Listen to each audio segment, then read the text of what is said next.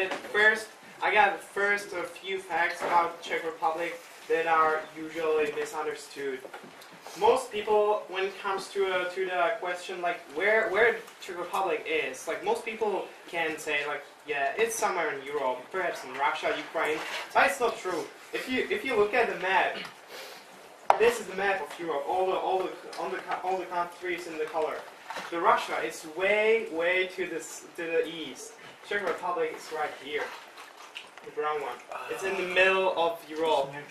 We call it. It's in the heart of Europe. It's the Central Europe. It's the Eastern Europe. So next time you'll be talking to somebody, please use the term Central Europe instead Eastern Europe, because it's not like offending us, but it's just, you know, you just prove your geographical knowledge. It looks like it is, actually. Very well said. East of Berlin Wall. Alright, another thing is that many people say, alright, well, Czechoslovakia, right? Well, maybe it used to be, but no since 1993. Because 1993 was the year when Czechoslovakia split up and two new countries were formed, the Czech Republic and the Slovak Republic. So now when we are talking about somebody from Czech Republic, it's Czech Republic, not Czechoslovakia. Alright. And the last one is communism. A lot of people ask me about... Yes, no? Alright. Many people ask me about the communism in Czech Republic, Czechoslovakia. Now you know it's Czech Republic.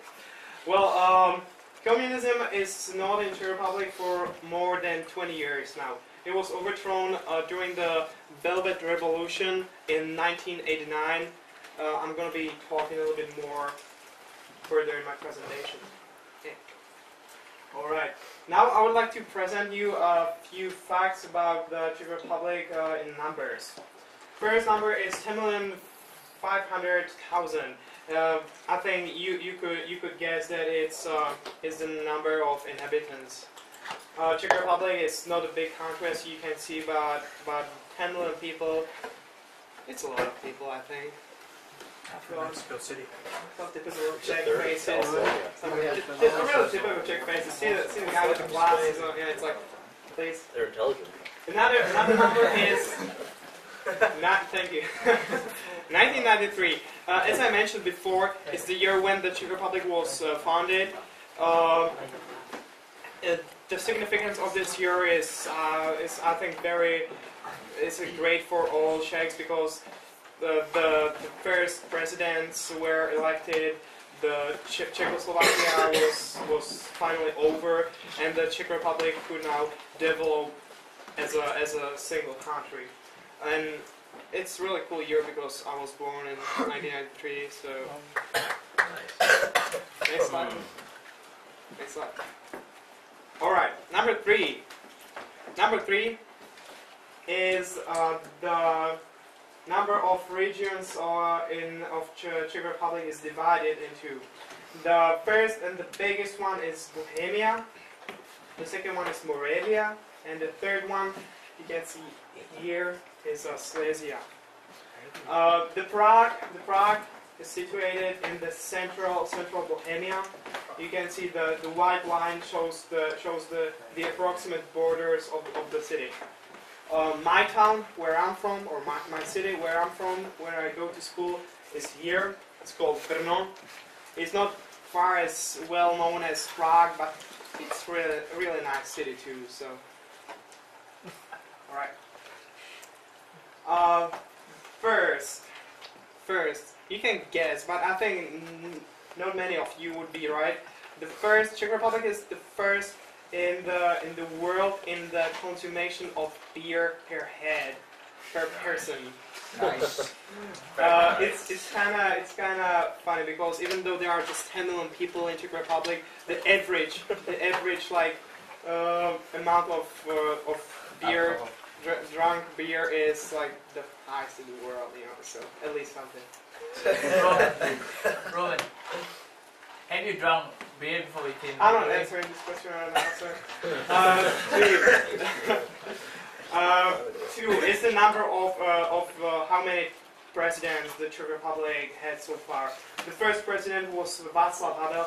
He was a very important man during the 1989 the Velvet Revolution, as I mentioned before. He helped to overthrow the communism, and so he became the first president of Czech Republic. Unfortunately, last December 2011, he died in the age of 75 years, so he was an old man. Okay. Good, good, no, good, good. Stay.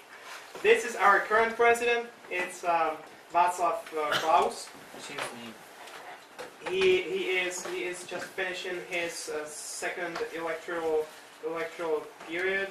So in 2 years we will have a new president, and our government has just passed the law that the Czechs are going to elect their president themselves. Before it was just the parliament was electing the president, but now it's going to be that all people in Czech Republic or 18 and older people, 18 years and older people will have the right to elect their president. This is the current president. Wait. This, alright, good. This is 1989. I already talked about this year. It was a very important year for the whole Czech Republic and Czechoslovakia in those days. Here you can see the people were gathering in all cities in the country in squares with the flags of Czech Republic, and in Slovakia there were Slovak flags. And the communism was finally, after I don't know how many, maybe over 40 years, overthrown, and democracy came. 2004. 2004 is the last number that I'm going to talk about. Is the year when Czech Republic joined the European Union. It was.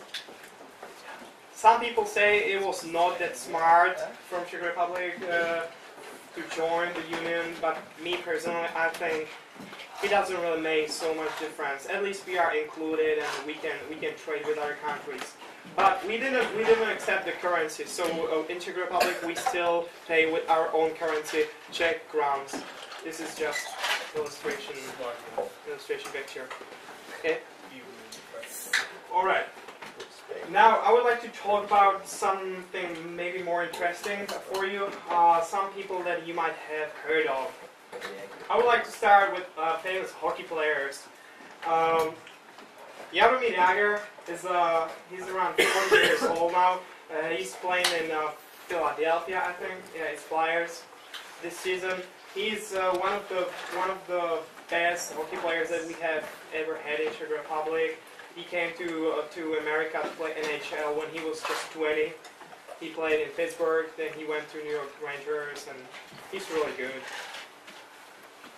The second one is Tomáš Fokon. He's a goalkeeper. This season he is playing for Washington Capitals. He's their main goalie. So if you watch the hockey, you might see him on the screen. He's also the goalie of the national team. It's good.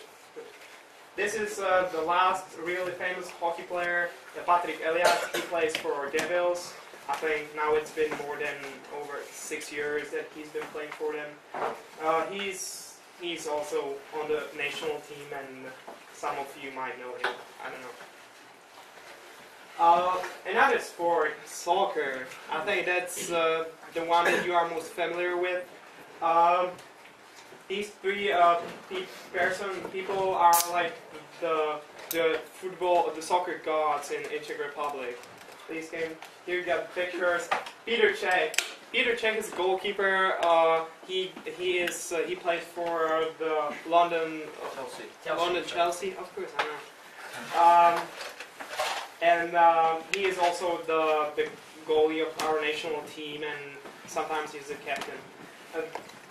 Thank you. The Tomáš Rosický is currently playing for the Arsenal. He is, I think most of you know him. He is like really good too, and he's also on the national team. The last player that I'm going to talk about, soccer player that I'm going to talk about, is Pavel Nedvěd.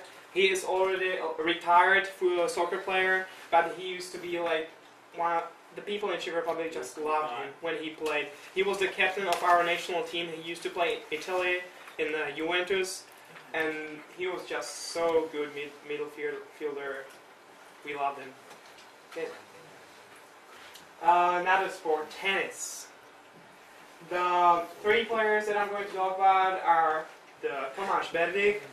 He's, I think, in the top 10 ATP in the world, like the best tennis players in the world. I think it's 9.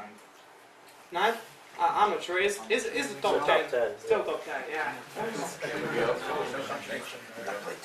But we have the Petra Kvitova. You can see her on the picture in the right bottom corner. Is the second in the rankings this year in the WATP or something like that. I don't really know the short form.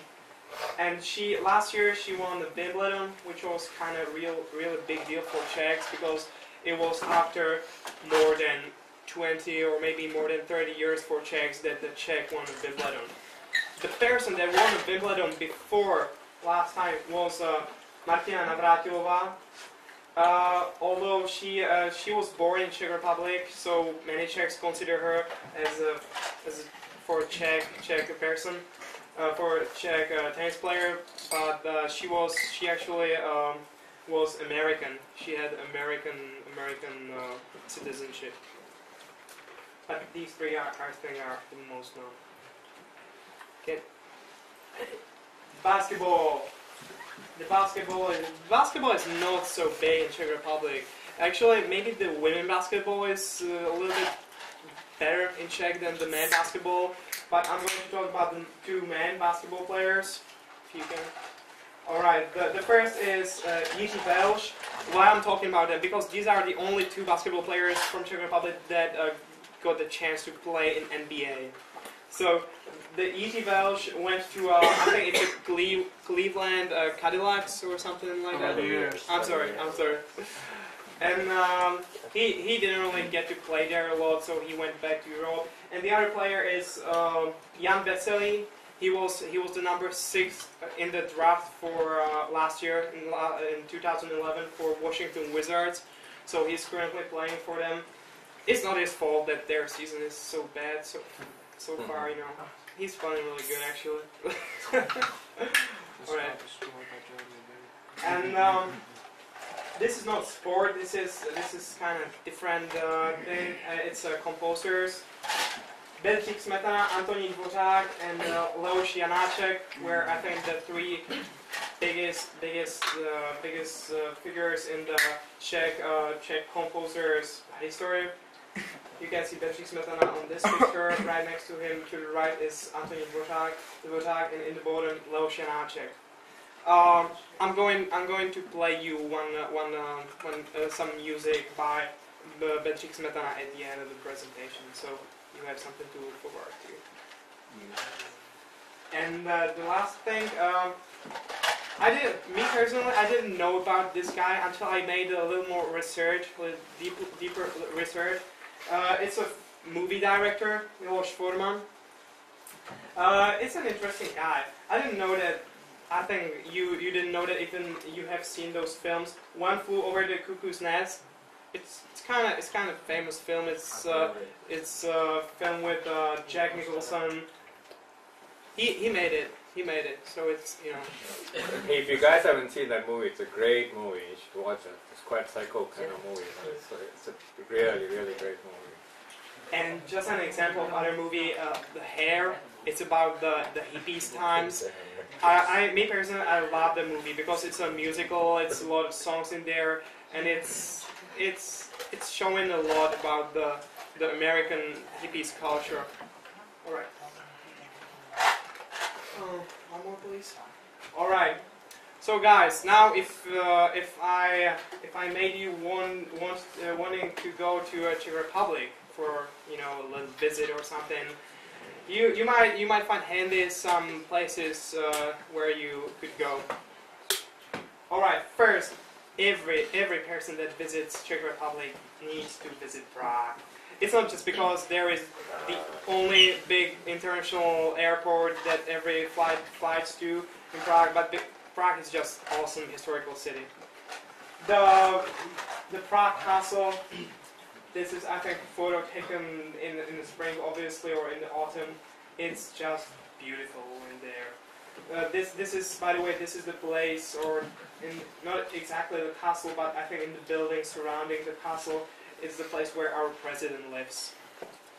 It's like the Charles Bridge. It's also very, very famous, like, because it's not the oldest bridge in the Prague. I think there are a few older ones, but this is just, you know, the symbol of Prague, the Charles Bridge, and you can see all the tourists just in the crowds going across the bridge just to get the good feeling. Yeah, I went across the bridge. The big clock at the Staroměstské náměstí.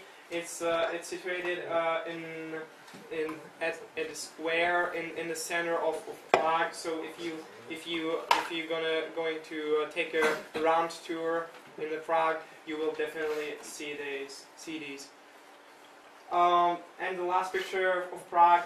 This is Prašná brána. It's an old Gothic gate that is just a few streets away from the clocks, and you can just see that it's really beautiful. Alright, so that was Prague. Now something new, something you might have not known about. Český Krumlov. It's a small town, or I might say small city, big town, situated in the south of Bohemia. I'm sorry for the picture, the quality is bad. It's a really beautiful town with a chateau, with a palace on the hill in the middle of the town. And if you can, next picture. Okay. Is that water surrounding the town? Yes, that's the river. That's really cool. I think that's the same river that is going through Prague. I'm not really sure about it. Yeah, it is Vltava. It's the same river that is going later on in Prague. This is the chateau in the night. It looks really beautiful. I've been there 2 times, and that was just amazing experience for me. So definitely don't leave this out. You need to go there. The next one. Well, when you go into Czech Republic, you know, from America, because I know that most of you are not from America, but you might find this information useful. The Bohemian and Moravian medieval castles. If you could picture, these are like hundreds of years or more centuries old castles built usually in the middle of the nature and the forest. You know, on the big hills on the rock. This is one in Bohemia. It's called Karlštejn, and I think this is one of the most known in Czech Republic. The Perenstein. This castle is situated in Moravia, the region that I'm from. This castle is also very old, and you know, the tourists just love to visit and take the pictures of all the interior. Inside the castle, there are just everything is original. So it's hundreds of years old. So if you go there, you can see it all yourself. The exact picture.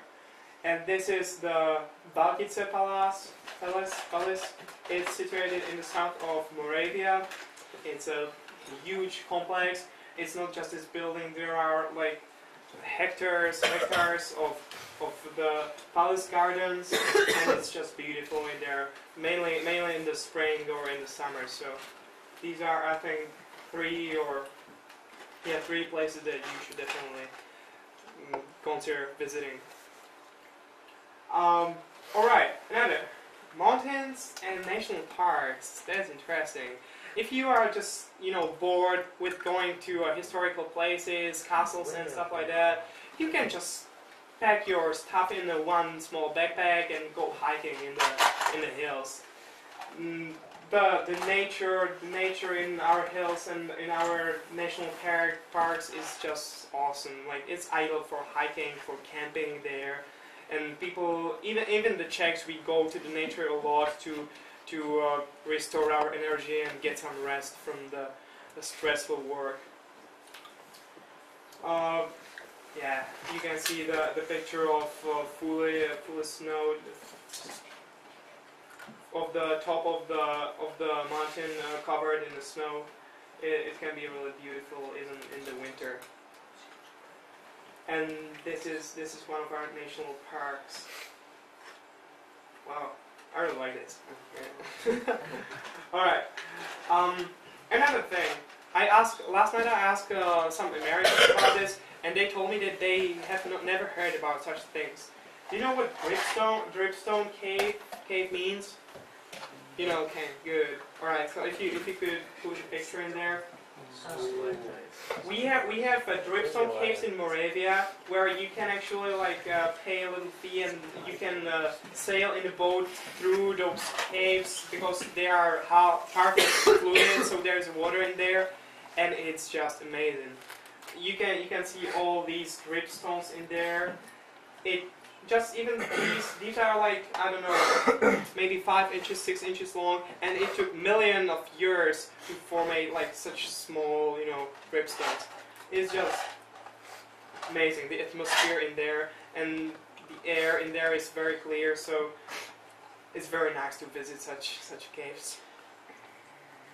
All right, well, I could be talking about places to visit in Czech Republic for hours, so I just tell you that there are many other interesting places that you might want to visit, and not only like those that I mentioned here, but also another natural sites, or I don't know, the architecture. It's you will find something that interests you. All right, guys. Czech cuisine. It's some typical Czech meals. The first one that I would like to mention is svíčková smetana. I guess this is svíčková smetana. As you can see, it's a beef with a dumpling, and this should be a cream dip. It's like one of the most typical meals in Czech Republic. Me personally, I just love it. It's so delicious. Oh my god. My grandmother has to cook this like every weekend for lunch because I just can't live without it. Well, obviously I can't because I'm here, but well. The knedlové přozelo is a national meal of Czech Republic. It consists of cabbage. I think it's raw pork. Thank you, pork, and potato dumplings. What's up, bananas? It's not bananas. It's potato dumplings actually. It's very tasty. It's like it's maybe the svíčková is a little bit better, but this is also very good. Yes, Ken? How does a potato dumpling differ from a potato? From potato? Yeah. It's different. The consistency of the material is different. Just the dumpling. It's just dumpling. It's not potato. Well, I don't know. Maybe if you go to Czech Republic and try, you will find out yourself. Yeah, figure it out. Good. All right. Borůvkové knedlíky. It's something for those who really love sweet. These are like those little bowls filled with blueberries, and they are usually covered with lots of sugar and some cream. Me personally, I don't really like it because it's so sweet. But most people in Czech Republic, they just adore this meal. Zelenečka. It's one of the most known like Czech soups. It's a cabbage soup. It's sour. When it's well made, it's sour, and it's fairly good. I mean, it's really good. Smažené bramboráky. That's not very healthy meal, but many people like it. It's a fried potato pancake, and it's usually like it's not very healthy, but It's pretty good. we just like it, It's good. And jablkový koláč, strudel. I understood strudel. Strudel. It's exactly what it is. It's an apple strudel covered with just a little bit of sugar so that it's not too sweet, you know, because when it gets too sweet, it's not good. But when you find the like okay, it's really great. Like this is like the best dessert that you can get in Czech Republic after eating the meal. Okay. All right, guys. And the last thing that I would like to share with you is music composed by Bedřich Smetana. This particular music is called Vltava, and I hope you will enjoy it. Ken, if you could press the little thing down here. Thank you. It's gonna play from my laptop, so you have to be quiet.